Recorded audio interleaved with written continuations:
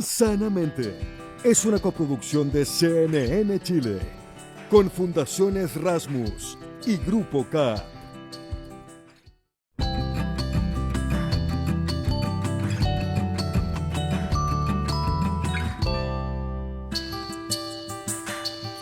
¿Cómo están? Bienvenidas y bienvenidos otra vez a un capítulo de Sanamente. Hoy, como siempre, tenemos temas apasionantes. Vamos a hablar sobre un tema delicado e importante, el suicidio.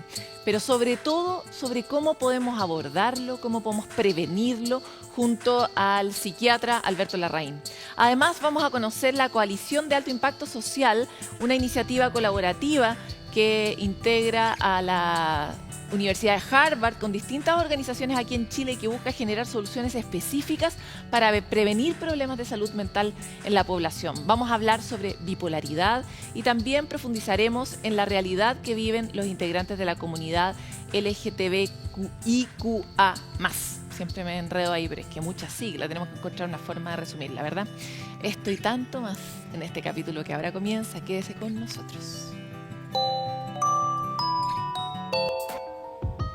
El 89,3% de la población de las diversidades sexuales ha tenido un episodio grave de discriminación a lo largo de su vida, y además es una de las poblaciones que se ha tipificado como las que tienen mayor riesgo de enfermedad, de padecer alguna enfermedad de salud mental. ¿Cómo podemos prevenir esta situación? ¿De qué manera podemos informarnos mejor y ser parte de la solución y no del problema? Se lo contamos en la siguiente nota de Miranda Aspe. Agresiones, violencia psicológica, bullying institucional e incluso la exclusión de la familia son algunas de las situaciones que enfrenta la comunidad LGBTIQA+. No es que la comunidad LGBTI sea propensa a tener ciertos trastornos porque nació LGBTI, ¿cierto? Sino que es por un tema cultural que impacta en su salud mental. Las personas heterosexuales no tienen que preocuparse de salir del closet o de ser aceptado. Preocupaciones que conoce Constanza, quien hace años se identifica como una mujer lesbiana y que ha enfrentado barreras tan complejas como aceptarse a sí misma. El hecho de que haya tenido como una familia que me aceptara o amigos que me aceptaran no significa que yo me aceptara como a mí. Estuve con depresión muchos años de mi adolescencia, como toda la enseñanza media. ¿Y cómo no afectaría en el bienestar? Si recién en 1990 la OMS eliminó la homosexualidad de la Clasificación Internacional de Enfermedades y según datos de Human Rights Watch, aún en al menos 38 países las conductas sexuales entre personas del mismo sexo son penalizadas. Bajo ese contexto, reconocerse como miembro de la comunidad LGBTIQA+, se convierte en un desafío personal, uno que para Constanza era impensado hace algunos años. No veía mi vida futuro, no tenía como una perspectiva de lo que podía llegar a ser. No pensé que podía ser feliz. Lo que se ve un montón son los síntomas ansiosos, los rasgos ansiosos y los rasgos depresivos, ¿sí? Mucha LGBTfobia internalizada, que es internalizar el estigma social que se tiene hacia la diversidad sexual en uno mismo. Estigma social que existe, por el cual un 89,3% de las personas LGBTIQA+ ha vivido al menos una experiencia de discriminación en su vida, de acuerdo a un estudio de la Subsecretaría de Prevención del Delito. Y se parte desde el desconocimiento o el no reconocer el espectro que hay en relación a la orientación sexual y la identidad de género. La discriminación es sistémica. ¿Qué quiere decir eso? Que es el sistema completo quien discrimina a la comunidad LGBTI. Yo siempre digo, la educación es la mejor arma contra la discriminación. Yo sentía como una presión, como básicamente porque no se hablaba del tema, es como si no existiera. Contener, escuchar y conversar son acciones fundamentales. Es que siempre va a haber alguien. Puede ser de tu círculo muy cercano, de tu círculo un poco más lejano, o incluso instituciones, fundaciones. Hablar del tema yo creo que es mucha ayuda porque hay alguien que te escucha y que sabe lo que es en el fondo más o menos lo que estáis pasando. Si necesitáis ayuda, pídela. Si necesitas hablar con alguien, busca a alguien. Existen alternativas. Desde la Fundación Todo Mejora impulsan el programa Hora Segura, que cuenta con una línea de ayuda gratuita y confidencial, en que profesionales te entregan apoyo y orientación. El programa Hora Segura de la Fundación Todo Mejora es una iniciativa que ya se desarrolla desde el 2015, que parte con una hora de apoyo en términos como de orientación, ¿no? Cómo salir del closet, cómo verbalizar una experiencia de acoso y maltrato. Ayuda que siempre es bienvenida y que con actos tan simples como la contención pueden hacer una gran diferencia en la salud mental de una comunidad con la que seguimos en deuda. tema que nos cuesta mucho hablar en la sociedad y es el tema del suicidio. No sabemos bien de qué se trata, cómo llegamos a ese punto y sin embargo existe información desde la ciencia que nos permite anticipar o prevenir estos episodios. Para saber más cómo podemos protegernos, cómo podemos proteger a las personas que nos rodean también, es que hoy queremos hablar en profundidad sobre el asunto con el psiquiatra Alberto Larraín. Muchas gracias por estar aquí con nosotros. Muchas gracias por la invitación, Paloma. Es un tema complicado. Es un tema complicado, pero muy importante poder hablarlo, porque aunque efectivamente la gente tiene como esta idea de que cuando uno habla de suicidio, uno promueve el suicidio, eso no es tan así. Lo que está demostrado es que en la medida que uno habla de suicidio, el suicidio empieza a reducirse en la medida que uno lo haga de manera correcta y uno vaya entregando la información que la población requiere. Ese es el punto. Hablemoslo de la forma más correcta posible y si me equivoco tú me ayudas. Ni un problema. Vamos a partir con una estadística general. Parece ser que a nivel global y también a nivel nacional la tasa de suicidio ha ido bajando en el tiempo. Sin embargo, hay otras tasas que han ido aumentando, las tasas de depresión, de trastornos de ansiedad y otro tipo de patologías se reportan en aumento. ¿Cómo coexisten esas dos dimensiones del ser? Ya. Hay un tema que efectivamente las tasas de suicidio se han mantenido estables el último tiempo en Chile y han tenido algún grado de reducción, pero tenemos dos dificultades. La primera dificultad es que nosotros tenemos la cifra aproximadamente con 2 años de retraso. Claro, hasta 2019 y eso significa, más o menos. Claro, y eso significa que hoy día no tenemos todavía las cifras brutales de la pandemia, claro. ¿ya? Y que a nivel global ha generado algún nivel de incremento y nosotros sabemos, al menos por los centros que reportan, que al menos los intentos de suicidio han empezado a aumentar este último tiempo en el contexto de la pandemia. El suicidio, como tú bien señalabas, es un fenómeno que tiene múltiples causas y múltiples factores. Entonces, las enfermedades mentales son uno de los factores primordiales. El 90% de las veces que ocurre un suicidio hay una enfermedad mental que está asociada a ese fenómeno. Pero hay un 10% de las veces que no, ¿ya? Y que son condiciones más bien culturales o ideológicas, etcétera, que tienen relación con la muerte de las personas. Claro, igual estas distinciones son tan difíciles porque también las enfermedades mentales también tienen que ver con el contexto social, los orígenes son múltiples, no siempre son biológicos, ¿verdad? Y por lo tanto, en el fondo hablan del dolor humano y de cómo podemos o no enfrentar ese dolor. Bueno, y es tan bonito en el fondo que la sociología parte con un libro sobre el suicidio. Entonces, la psiquiatría social y la sociología parten al mismo tiempo con Durkheim. Entonces, y eso hace relación a lo que tú dices. Es inseparable lo social de lo individual. Y hoy día un poco lo que nosotros tenemos que hacernos es cargo de una realidad donde en el caso de Chile, entre 5 y 6 personas se suicidan diariamente. ¿Ya? Y hoy día nosotros no hemos logrado implementar ni campañas comunicacionales, ni planes de educación grandes a nivel de país. ¿Qué hemos hecho tan mal en ese sentido? Bueno, tiene que ver un poco con lo que el programa saca a la luz recurrentemente, tiene que ver con las brechas del tema de salud mental en la población. Nosotros somos un país que tenemos altas tasas de enfermedades mentales, pero el presupuesto es muy bajo, hay un tema de estigma muy importante, de creer todavía en este país que cuando uno tiene una enfermedad es más bien un tema de voluntad o hay un fracaso respecto a la forma en que tú abordas la vida. O que se es débil. Se es débil, exactamente. Y el suicidio está enmarcado en ello, sumado obviamente al tabú de la muerte que no es menor. Me gustaría entrar un poquito en el asunto del tabú porque una de las grandes víctimas de los tabúes, de los problemas, de los prejuicios son los hombres. Las mujeres sabemos mucho de ser víctimas de muchas cosas, pero vamos a poner el foco esta vez en los hombres. Porque al menos en el reporte que leía, es más alta la tasa de hombres que se suicidan que la de mujeres. 4 veces más. ¿Por qué? 4 veces más y un poco una de las explicaciones que existe tiene que ver con que los hombres consultarían mucho menos cuando tienen dificultades y finalmente el suicidio termina apareciendo como una respuesta a un espacio sin salida, sin posibilidades de redes de acción que me sostengan, pero también mucho más fuerte esto que estamos señalando respecto a la concepción del fracaso, al no poder hacerme cargo de mi vida, donde la concepción del hombre tiene que ver con el poder mantener, el proveer, la funcionalidad. Entonces se hace muy, muy complejo. Además hay un tema que no es menor que tiene que ver con el consumo de alcohol. Aproximadamente el 60% de los suicidios cuando ocurren están acompañados de un consumo de alcohol exacerbado y el consumo de alcohol es más alto en los hombres que en las mujeres, tanto culturalmente como por otras causas. Y el consumo de alcohol también está relacionado con una posibilidad de evadir más que de enfrentar. En el fondo, cuando no hay terapia, por último, hay un vaso para ahogar las penas, ¿no? Absolutamente, absolutamente. Entonces, es un tema muy difícil de abordar porque tiene muchas causas, pero que es absolutamente necesario que lo hagamos porque el impacto que tiene en la sociedad, en los grupos familiares, en los vecindarios, es enorme, es devastador. Sí, ¿ya? De hecho, se habla de las víctimas y de los sobrevivientes. ¿ya? En el fondo, se habla de que una familia es sobreviviente al suicidio cuando uno de sus miembros ocurre en ella. Tanto es así que la muerte por suicidio está catalogada dentro de las muertes por violencia por la OMS, junto a los homicidios y las guerras. No, es que es del todo coherente, porque así es como se experimenta, ¿no? Tal cual.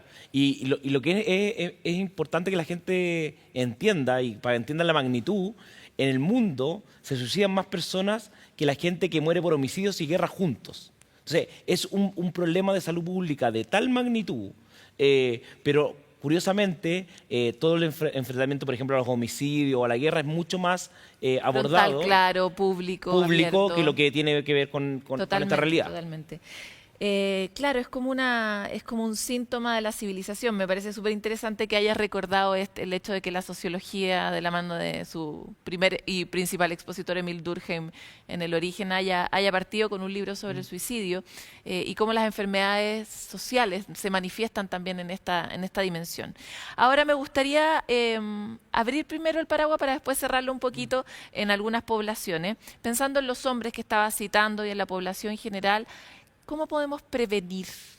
Bueno, hay varias cosas que son importantes. Primero, nosotros... Las que sean generales, primero, para después hablar. En Chile tenemos que nosotros empezar a entender bien cuál es el perfil de la gente que se nos suicida. Y efectivamente son hombres, mayoritariamente chilenos, o sea, no son los extranjeros los que se están suicidando más, en ciertas edades específicas de la vida. Las personas mayores se suicidan mucho más que todas las otras poblaciones y generalmente son cuando están desempleados o desescolarizados. Ya ahí tiene que ver con esta falta de red de apoyo, tiene que ver con la soledad. Yo siempre digo que el suicidio no es la enfermedad de la pena o de la tristeza como la gente tiende a creer, tiene que ver con, es una enfermedad o es una condición que sucede cuando hay desesperanza, cuando yo creo que nada de lo que pasa en mi vida puede cambiar y no hay un futuro y el presente que está sucediendo efectivamente me impacta de una manera negativa. Entonces, parte de lo que nosotros tenemos que hacer es poder abrir la conversación y poder generar parte de los canales que nos permitan a nosotros reconocer cuando alguien está con esta desesperanza, pero también ver cómo se la devolvemos. Y la esperanza es algo bien bonito porque es una emoción que no puede emerger espontáneamente en uno. O sea, uno no se la puede autogenerar. La única posibilidad que la esperanza suceda en la vida nuestra es que un otro venga y haga algo inesperadamente bueno en mi vida. Y ahí es donde en el fondo la cohesión social, los temas más bien culturales, los temas de comunidad tienen un impacto social tan importante, incluso por lo que pueden ser los medicamentos u otras cosas. Es bonito lo que planteas porque planteabas al principio esta idea de la soledad y después profundizabas lo de la desesperanza, pero quisiera volver sobre la soledad y es cómo los vínculos son una forma de protegernos y cómo la idea de que si yo estoy o no estoy, da lo mismo, se protege cuando uno sabe que es importante para otro. Entonces, hablemos un poco de cómo los vínculos pueden ser una forma de cuidarnos. Mira, lo primero que hay que decir es que cuando una persona está pensando en suicidarse, todos los estudios muestran que esa persona siempre está con ambivalencia, siempre está con la duda de si hacerlo o no hacerlo. Y lo que está esperando es que alguien o algo lo saque de la duda de cometerlo. Y ahí es donde los vínculos son clave.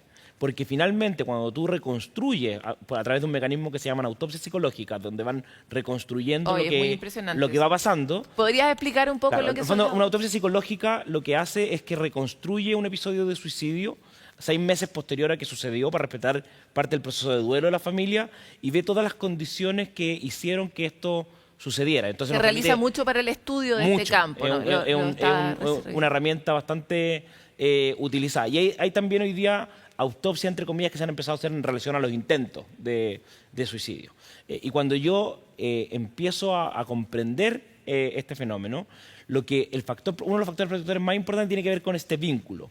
Lo que muchas veces la gente refiere que hace que no cometan este evento tiene que ver con cómo se va a sentir mi familia, qué va a pasar con mi hijo, qué va a pasar con mi pareja, cómo en el fondo la pena que les voy a causar, la tristeza en el fondo y el dolor que les puedo ocasionar, no obstante entenderse desde uno mismo que es tanto el dolor o el sufrimiento que uno tiene que el suicidio es visto como una posibilidad de escape, una posibilidad de alivio, entendiendo en el fondo el dolor que le puede causar al resto. La pulsión de vida, lo que hay que lograr como dimensionar es que es el instinto vital más fuerte que tiene un ser humano. Para que esa pulsión de vida o de sobrevivencia desaparezca y se transforme al contrario en una pulsión de muerte, el dolor psíquico y la desesperanza es tan brutal que efectivamente se ve como un espacio de liberación. Me parece bien importante lo que estás diciendo. ¿Qué estamos haciendo a nivel social?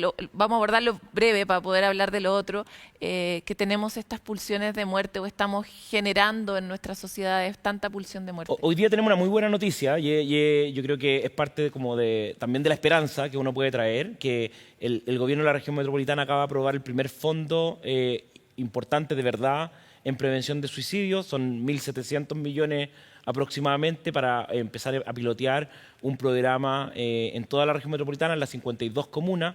Este es el fondo más grande de la historia de Sudamérica en términos de prevención de suicidio. A mí me tocó exponerlo hace poquitos días en la OMS, en Ginebra, un poco para contar lo que estamos haciendo. Y hay ya 2 regiones que son Atacama y Magallanes que se han puesto a disposición a subirse también al pilotaje. ¿Y por qué esto es importante? Porque tiene que ver con generar capacidades, generar también una estrategia con equidad territorial. Entonces son todas las comunas de la región, no solamente las que tienen mayor población en ella, tiene distintas líneas, es un programa que construimos entre 7 fundaciones, articulados con la Seremía de Salud de la región metropolitana y por especial encargo del gobernador Claudio Rego, que tiene una sensibilidad especial con el tema de salud mental, y esto nos abre una tremenda ventana de oportunidad, porque primero vamos a lograr tener cifras que hoy día no tenemos, estandarizarlas, tiene un componente de capacitación en las comunidades donde cada fundación se pone a disposición, entonces hay un componente en diversidad sexual que hace la Fundación Todo Mejora, hay un componente en ciberbullying que hace la Fundación Katy Summer, hay todo un componente que se hace en relación a las personas mayores, que hace la Fundación Mírano, hay todo un componente que se hace en acompañamiento a las familias que han sufrido una muerte en suicidio, que hace la Fundación José Ignacio, hay una línea que se pone a disposición para poder atender a la población que hace la Fundación Todo Mejora, hay un apresto laboral que hace la Fundación Círculo Polar, y todo esto se empieza a encadenar de tal manera que nos permite ir construyendo una disposición y un contexto social que permita abordar el programa. Además, este proyecto va a tener 2 nuevos centros de vigilancia en hospitales, que son El Salvador y el Félix Bulnes, que nos van a permitir tener psicólogos en la urgencia 24 horas al día, cosa que es inexistente en nuestra red. Alberto, me parece súper interesante lo que describes como el ecosistema de este proyecto enorme que se acaba de lanzar, porque ese ecosistema es un ecosistema que hemos tenido aquí en Sanamente. Tuvimos a Todo Mejora, hemos hablado sobre las poblaciones de jóvenes y las poblaciones de mayores, que son 2 de las más afectadas, y eso es algo que nos gustaría entender. Tal vez para uno es más fácil entender, la verdad es que las 2 son bastante comprensibles a propósito de la pandemia, pero no necesariamente de la vida previa. ¿Por qué los jóvenes y por qué los mayores, los adultos mayores, como les decimos nosotros, son las poblaciones más afectadas por este? Partamos por lo último, las personas mayores tiene que ver principalmente con que la sociedad no le ha construido un rol y quedan básicamente en el vacío. Por eso es que las tasas aumentan después de la jubilación o en la medida que van aumentando las tasas de soledad. O sea, es la población más empobrecida, más enferma y más sola. Y la que tiene más desesperanza. Y tienen más desesperanza, de manera estructural. Por eso es que un factor protector tiene que ver con revincularlo, y este es el proyecto que tiene el Senama, que se llama Vínculos. Cómo en el fondo podemos acompañar a estas personas que están mayoritariamente solas. Pero hay una pregunta mucho más profunda que tiene que ver con cuál es el rol que le corresponde a las personas mayores en nuestra sociedad. No puede ser que después de que tú trabajaste toda la vida quede en nada. Claro, es impresionante. Es impresionante.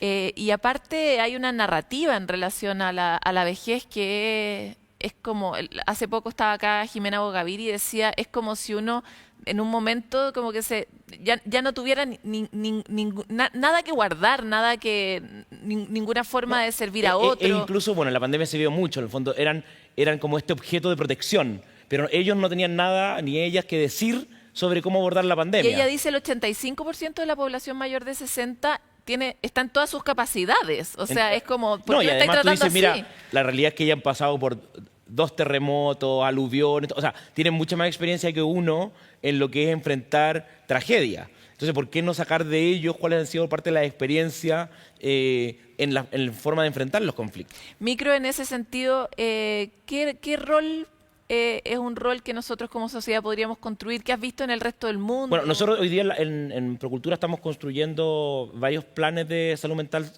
centrados en el tema de intergeneracionalidad, donde las personas mayores lo que hacen no solamente es ayudar a la construcción de la autoestima y la identidad de los niños y las niñas, sino que al mismo tiempo hay una transmisión y una cohesión social que es fundamental. Entonces, cuando tú unes estos dos mundos y tú les das un rol de transmisión de pensamiento y que básicamente traspasan su biografía y su experiencia, lo que se empieza a generar es algo bien bonito y en general a nivel mundial esto se ha hecho mucho con los pueblos originarios. Es que te iba a decir, es que eso es algo que es estructural en los pueblos originarios. Es estructural. Entonces, los planes de salud mental de los pueblos originarios están sostenidos en las personas mayores. A diferencia de los otros lugares que están más bien sostenidos como en los terapeutas o en los médicos, los psiquiatras. Es algo muy natural en la cultura. De hecho, en el mundo mapuche, el kimche, que es un sabio, es una virtud que uno adquiere, pero adquiere con la experiencia. Uno no nace kimche, se hace, ¿no? Lo mismo pasa, por ejemplo, en Rapa Nui. Yo estaré en Rapa Nui los próximos días. Los Kora y las Nua tienen un rol fundamental en la estructura de los Honui, de las familias que están allá. Entonces, ahí hay todo un tema con las personas mayores. Para no dejar de pasar el tema de los adolescentes, el suicidio es la segunda causa de muerte en los adolescentes. Solo superado por los accidentes de distinta clase. Y tiene que ver de nuevo con la desesperanza. En la medida que yo estoy construyendo qué voy a hacer en mi vida, yo veo que este tipo de sociedad no tiene espacio para quien yo quiero ser o quien creo que soy. ¿Ya? Y por eso, por ejemplo, las tasas de suicidio en las personas con diversidad sexual es muchísimo más alta. No, porque ahí la oposición es enorme, además. Es enorme. En el fondo yo tengo que contrarrestar todo un constructo social que me dice que quien yo soy no tiene espacio. Claro. No sirve. Esa población es una población que está bastante tipificada. Tuvimos Sí. aquí una entrevista en profundidad justamente con Todo Mejora, pero el resto de la población, ¿por qué no tiene esperanza? O sea, tesis, la crisis climática, tesis, pero ¿qué es lo que también estamos haciendo mal y por qué no les damos un rol a los jóvenes? Bueno, el último estudio de la UNICEF muestra que aproximadamente el 40% de los jóvenes en el continente americano siente que no hay sensación de futuro. ¿Ya? Y tiene que ver con lo que tú dices, en el fondo, ¿cuál es el rol? Pero también dejar de entender que la adolescencia es un espacio de oportunidad infinito. Hoy día es el momento en la historia de la humanidad que más adolescentes han existido. Y no va a volver a pasar nunca más, porque la población se está envejeciendo. Entonces, nosotros en vez de tomar esta población y darle un espacio de desarrollo, de construcción, de ver en el fondo cómo ellos pueden aportar a todo el modelo, ellos más bien lo que hacen es recibir algo que está digerido por generaciones que son más viejas. Y que han dejado la escoba, o sea, porque tal cual, hoy día la esperanza la traen los jóvenes, las Gretas y esos personajes del mundo son los que han traído el sentido común de vuelta, digamos, a pesar de que nuestra generación no logra reaccionar, ¿no? Y esa es la pregunta, en el fondo, cómo esas voces empiezan a aparecer, cómo en el fondo tú empiezas a valorar la diversidad. Nosotros venimos de una generación en que fuimos educados, yo siempre digo con la frase de ley pareja no es dura. ¿Ya? Entonces, esta tendencia de creer que mientras todo sea homogéneo, todo está bien.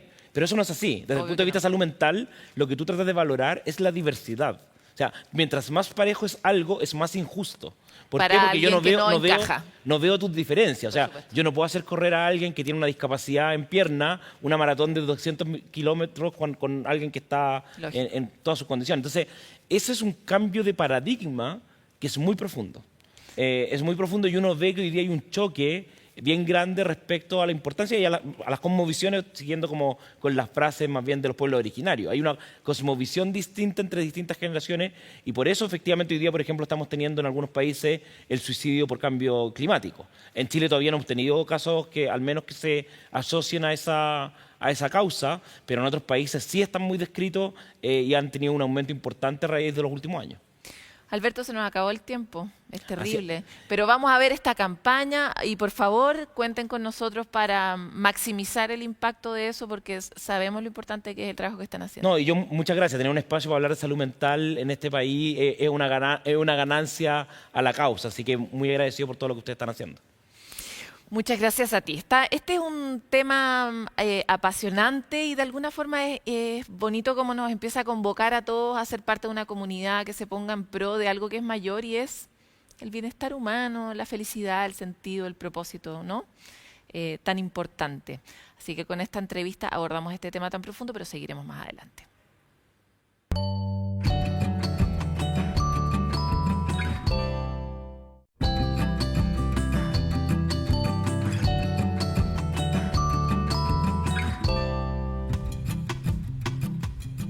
Bueno, ya comenzó a trabajar la primera coalición de alto impacto dedicada al ámbito de la salud mental.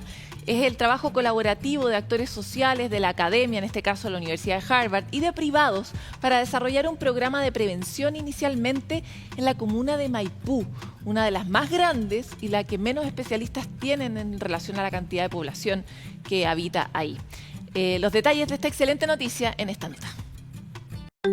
Maipú es la segunda comuna más grande del país, con una población de casi 600.000 habitantes, pero que cuenta con un solo centro comunitario de salud mental. Es en este escenario que se lanzó la Coalición de Alto Impacto, iniciativa que congrega a diversos actores públicos, académicos, privados y líderes sociales para buscar una solución a esta problemática. La coalición no es para hacer un diagnóstico, es para hacer intervenciones, es casi como una acupuntura para prevenir los problemas de salud mental. Lo único que nos une es un propósito común, que en este caso es que todas las angustias, los miedos, el estrés, la depresión que están asociados a los problemas de salud mental no empeoren, sino que hacer mucha prevención para que ojalá disminuyan y desaparezcan. Maipú siempre lo decimos, es un pequeño Chile y no nos escapamos de ninguna de esas realidades, así que muy feliz hoy día de poder articular distintos esfuerzos y de poder recibir tanto conocimiento, tanto talento y tantas voluntades de generar cambio en nuestra comuna.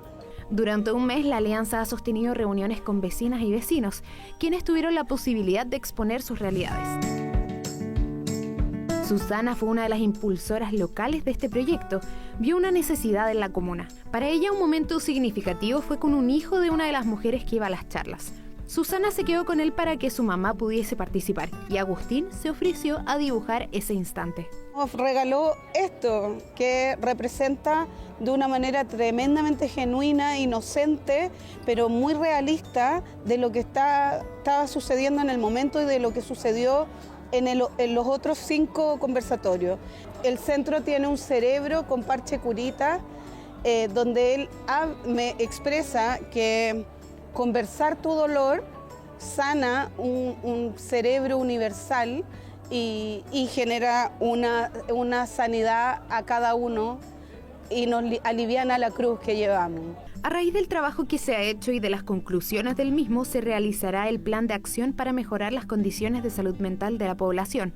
Uno de los actores que ha aportado con sus conocimientos es la Universidad de Harvard, quienes han visto una oportunidad para aportar a América Latina y construir soluciones en conjunto.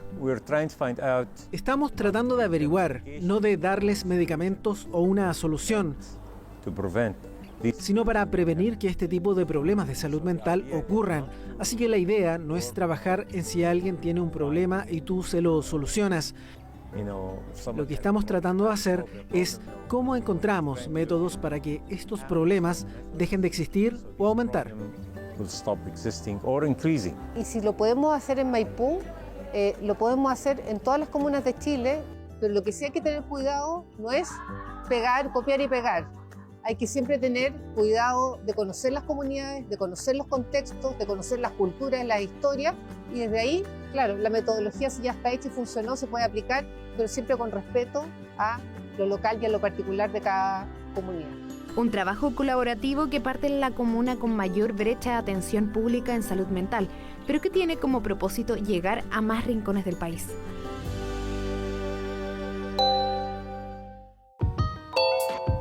se puede experimentar como cambios abruptos en la forma de sentir. Puede tener enormes impactos en nuestros entornos. La bipolaridad es un trastorno que hace que quienes vivan este trastorno de la personalidad oscilen entre la depresión y la manía. ¿Qué es exactamente? ¿Cómo podemos identificarlo? Y sobre todo, ¿cómo podemos ser un factor de apoyo para las personas que viven este trastorno?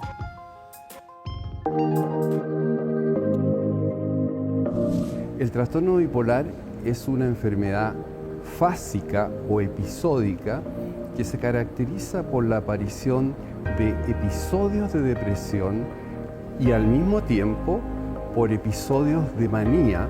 El ánimo se altera hacia abajo cuando nos deprimimos. Cuando el ánimo se eleva, caemos en un estado de manía o de hipomanía. Y cuando hay irritabilidad, hay un estado que llamamos disfórico. Durante un episodio de manía existe una elevación del estado de ánimo, irritabilidad, aparición de ideas de grandeza, verborrea y lo que llamamos ideofugalidad.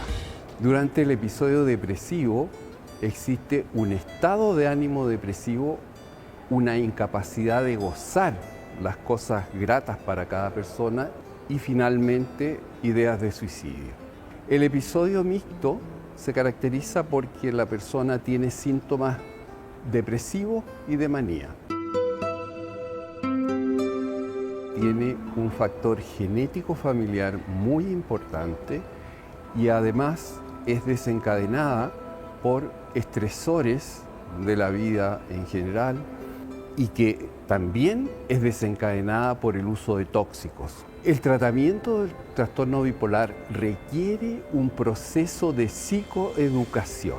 Junto con los estabilizadores del ánimo, la psicoeducación es el pilar fundamental de un buen tratamiento del trastorno bipolar, puesto que en ese proceso el paciente y su familia aprende cuál es el cuadro clínico, cuáles son los episodios, cómo se tratan y cómo se previenen las recaídas.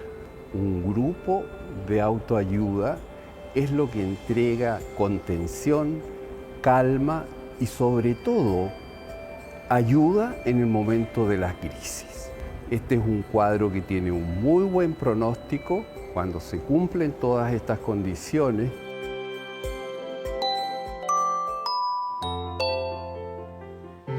Es muy lindo cuando aprendemos de este tipo de contenidos que la comunidad es siempre un factor protector para distintos trastornos y manifestaciones de problemas de la salud mental.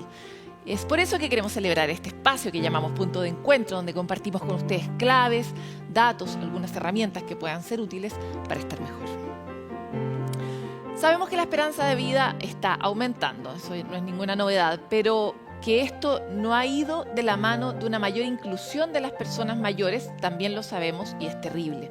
Por eso los queremos invitar a conocer Travesía 100, una empresa B que busca cambiar la mirada que tiene la sociedad respecto de la vejez. Para esto promueven una madurez activa, feliz y con propósito. Charlas, cursos, talleres sobre cómo manejar los cambios de la vejez, cómo trabajar la memoria emotiva son algunas de las temáticas, cómo llegar mejor a esa etapa de nuestra vida que levanta esta plataforma de Travesía 100 y que pueden revisar en www.travesía100.cl.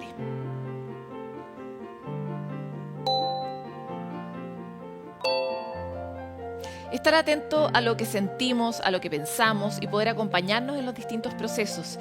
Esto es el autocuidado. Es una de las principales recomendaciones para poder gozar de una salud integral.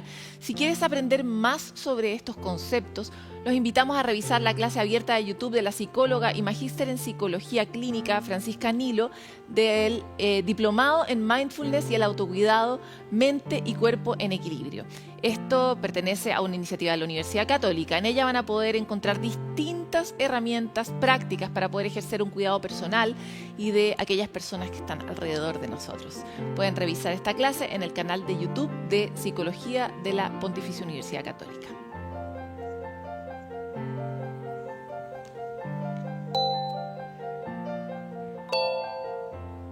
Llega el momento de la pausa, pero antes queremos, como siempre, escucharlos a ustedes en la calle.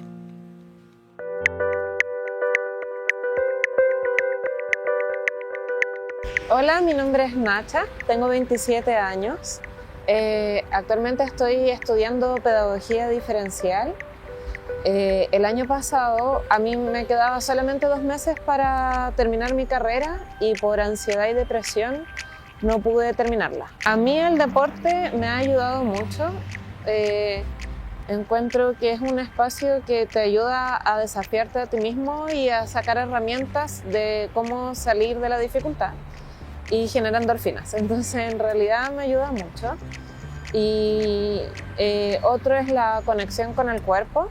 Tengo mucha tendencia a desconectarme de mis emociones por la ansiedad y cuando empiezo a respirar profundo y a aprender a aceptar que cada emoción está relacionada con partes del cuerpo, me ayuda a también identificar mis emociones y enfrentarlas.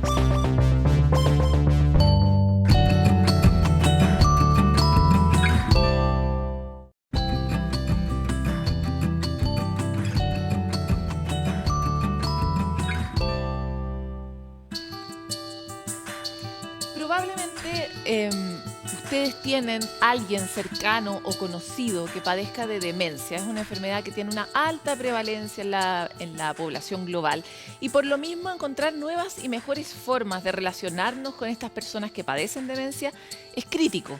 Ahí la tecnología nuevamente nos ofrece una alternativa y es por eso que hoy queremos hablar con Macarena Espina Díaz, que es directora de Viviendo con Demencia I+D, que junto con un grupo de profesionales interdisciplinarios lograron desarrollar una aplicación específicamente para ayudar a la adaptación de estas personas en sus entornos y también a quienes los acompañan, mejorando así su calidad de vida. Macarena, muchas gracias por estar en Sanamente. Muchas gracias, Paloma, por la invitación. Estoy muy contenta de estar acá. Primero me encantaría saber por qué, y brevemente, por qué se conectaron con este problema y por qué les pareció relevante de resolver, el de la demencia.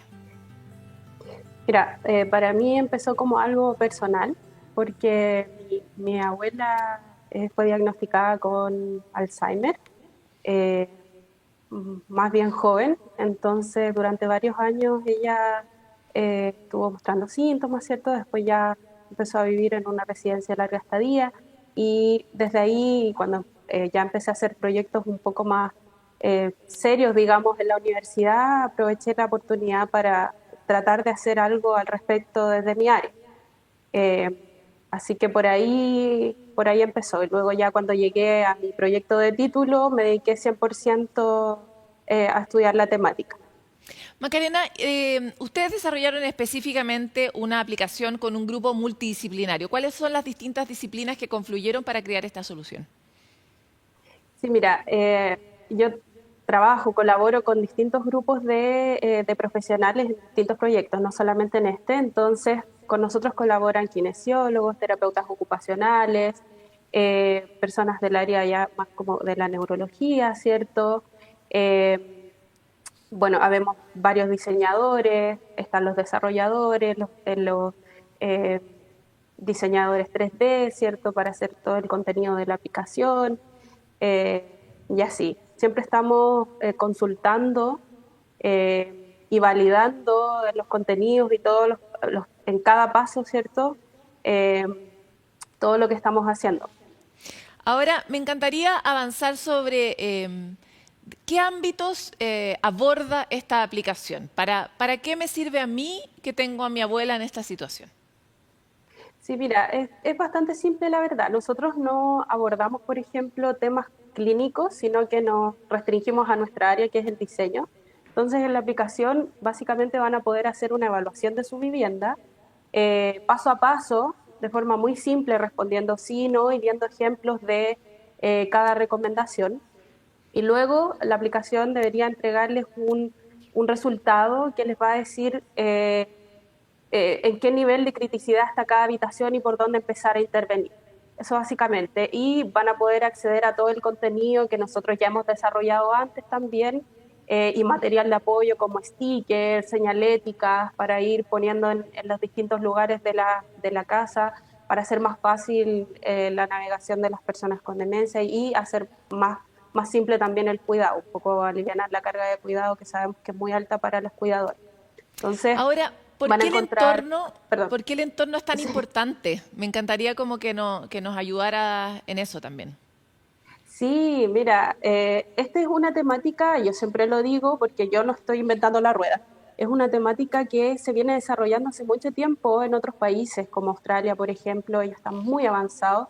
Y bueno, en Chile, como sabemos, el tema de la demencia no hace tantos años se está investigando como más a fondo y con más recursos, ¿cierto? Entonces, el diseño para personas con demencia es súper importante porque sabemos que la funcionalidad no solamente está dada por las capacidades de la persona, ¿cierto? Sino que las barreras en el entorno también influyen de forma súper considerable. Entonces, en la medida en que nosotros tengamos un entorno que apoya esas capacidades, las capacidades remanentes, ¿cierto? Las personas van a poder desarrollar mucho mejor sus actividades y a la larga eso también va a disminuir la carga del cuidado. Entonces, esa es la importancia y por eso es una intervención no farmacológica que sí o sí las personas deberían estar aplicando desde el momento uno en que tienen un diagnóstico o una queja cognitiva. Sobre la base de tu experiencia, ¿cuáles terminan siendo los factores que hacen la diferencia en la calidad de vida de los pacientes y también de los cuidadores? Sí, mira, mi experiencia es del diseño, ¿cierto? Entonces... pero también tienes tu experiencia personal, ¿no? Eso también es muy importante. Sí, pero siempre yo creo que partir por disminuir los riesgos en el entorno. Por ejemplo, eliminar todo aquello que pueda provocar caídas, eso es súper importante. Sabemos que no tan solo las personas con demencia, sino que las personas mayores o que tienen algún problema de movilidad están constantemente expuestos a caídas porque hay entornos que no sé, no tienen una rampa adecuada, por ejemplo, ese tipo de cosas. Cosas simples también como mejorar la iluminación, mantener un entorno ordenado, ¿cierto? Todas esas cosas van a hacer que las personas puedan tener una mejor calidad de vida. Y por otra parte, bueno, también está, que no es mi área, pero el bienestar del cuidador, ¿cierto? Porque sabemos que tienen una alta carga, también es importante para mantener una buena relación, ¿cierto?, con la persona que está siendo cuidada. Porque si no, bueno, después ya entramos a la vulneración de la dignidad de las personas, ¿cierto? Y eso es, bueno, es un tema que ahora en Chile también se está abordando harto y esperemos que con la nueva constitución también haya mejores condiciones para todos. Macarena, me encantaría avanzar sobre ese último punto que planteas y tiene que ver con que nos estamos aproximando de una forma mucho más humana. Está en el programa de gobierno del actual gobierno, está levantado como una necesidad profunda de la sociedad hoy día que nos hagamos cargo de las distintas dimensiones del bienestar y la salud emocional, ¿no? Tiene que ver con eso. Desde ese punto de vista, ¿cómo el entorno impacta el ánimo específicamente de los pacientes con demencia y qué elementos del entorno? Mencionabas, por ejemplo, la iluminación. Intuitivamente supongo que tiene mucho que ver. ¿Qué elementos del entorno son importantes para mejorar el estado de ánimo de los pacientes con demencia? Sí, mira, el entorno, en el entorno podemos modificar o controlar distintas cosas, dentro de ellas a las que ya mencionamos, ¿cierto?, que es la iluminación, el color, la eliminación de riesgos, el orden y también el control de estímulos sensoriales, por ejemplo, el frío, el calor, el hecho de que haya acceso a iluminación natural por medio de las ventanas, los tragaluz, ¿cierto?, no solamente iluminación artificial, porque eso también a las personas les ayuda a ubicarse en el tiempo y en el espacio, ¿cierto? Estamos en invierno, estamos en otoño, estamos en verano, es la mañana, es la tarde, ¿cierto? Eso también va a ir regulando el ánimo mantener siempre, como considerar las opiniones de las personas en cuanto a su entorno, porque hay muchas personas que cuando tienen estos tipos de diagnósticos las cambian de lugar, ¿cierto? Se van a vivir con sus familias, si es que vivían solos, o van a vivir a residencias de larga estadía, en menor medida, pero igual. y de pronto, claro, están en un ambiente desconocido, entonces es importante tratar de replicar ciertas cosas que ellos hacían en su día a día a través del espacio también. Por ejemplo, mantener, no sé, las mismas ropas de cama, un espejo, un mueble que hubiera sido el favorito, como una silla. Ese tipo de elementos les van a ir dando señales de que el ambiente también es amigable con ellos y que es un ambiente que es propio, ¿cierto? Que es personalizado y en el que ellos pueden incidir. Te quiero agradecer, Macarena, por este contacto. Qué importante el punto que haces al final, porque en el fondo tampoco hay una sola manera de abordar los elementos del ánimo en el caso de los pacientes con demencia, sino que también tiene que ver con la propia biografía, con lo que a uno le es familiar y cercano. Muchas gracias por este contacto y éxito con esta aplicación Viviendo con Demencia, que está disponible en Google Play para todos los que estén interesados en este tema. Muchas gracias por la invitación. Espero que de verdad sea un aporte para todas las personas y bueno, acá estamos siempre disponibles para colaborar, recibir críticas también o comentarios acerca de lo que estamos haciendo. Nosotros te felicitamos. Ese es nuestro por tu desarrollo. Gracias. Gracias. Adiós.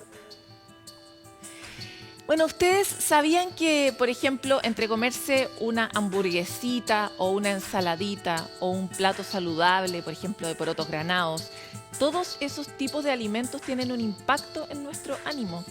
Pues sí. ¿Y saben por qué? Aquí lo van a saber.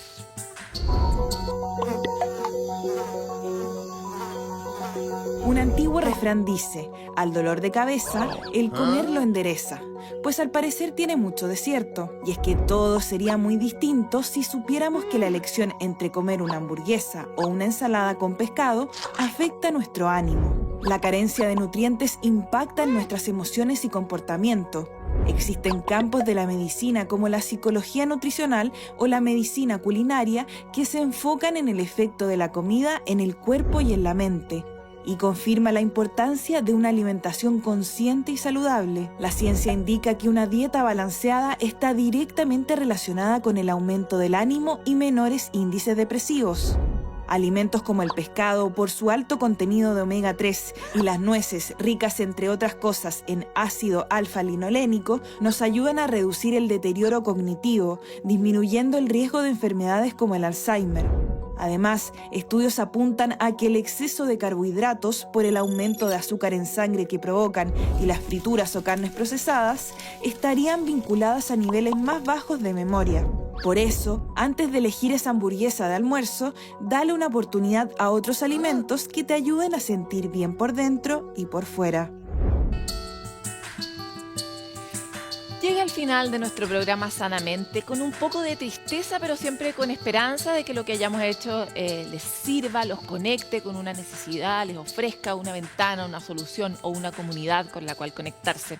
Como siempre vamos a recomendar para este propósito una nueva información, la Red Colaborativa de Especialistas de la Salud Mental y Desarrollo Humano, Mente en Red. Esta organización ofrece atención psicológica gratuita y remota para adultos que estén afiliados en FONASA y que no pueden acceder al apoyo profesional. Toda la información que necesitan está, por supuesto, en su web www.menteenmente.org. Menteenmente.org, como un tributo a sí mismo. Bueno, nosotros hasta aquí llegamos con este capítulo y nos encontramos próximamente en otro episodio de Sanamente.